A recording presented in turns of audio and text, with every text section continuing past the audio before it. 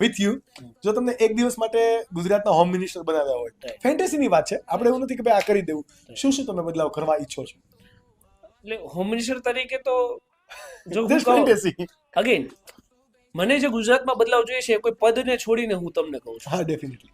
કે પેલું તો હું કામ કરું જે સ્કૂલ લિવિંગ સર્ટિફિકેટમાં પેલું સેકન્ડ કોલમ આવે ને જ્ઞાતિ, કે ભાઈ ભરવાડ, આહિર, પટેલ, આ તે ફલાણા ઢીમચા, હા, એ જ્ઞાતિ કોલમ નીકાળી દો. કાઢી દઈ જ્ઞાતિ પૂછવી ઇઝ એન ઓફેન્સ, એ ગુનો હોવો જોઈએ. જોઈએ. હરેક આ દેશનો વ્યક્તિ એ ભારતીય છે. હમ. જ્ઞાતિ એ માત્ર ને માત્ર વોટ તમારી પાસેથી ખંખેરવા માટેનો એક જરિયો છે, કાસ્ટિઝમ ફેલાવવા માટેનો એક જરિયો છે, લોકોને બાંટવાનો એક જરિયો છે. જ્ઞાતિવાદ ક્યારેય હોવો જોઈએ નહીં. એક કોલમ જ નીકળી જાય તો એ મેટર અત્યારે ડિસ્પોઝ થઈ જાય, પૂરી થઈ જાય. ડેફિનેટલી. સેકન્ડ કામ જે હું કરું કે મેં જે હમણાં કીધું કે આરોગ્ય, શિક્ષણ, જસ્ટિસ સિસ્ટમ, પોલીસ અને વકીલો, આ બધાનું નેશનલાઇઝેશન થઈ જવું જોઈએ. હરેક વ્યક્તિ છે એ સિસ્ટમની અંદર પોતાનો યોગ્ય અવાજ ઉપાડી શકે એની માટે આ બધી ફિલ્ડો સરકારી જ હોવી જોઈએ. જોઈએ.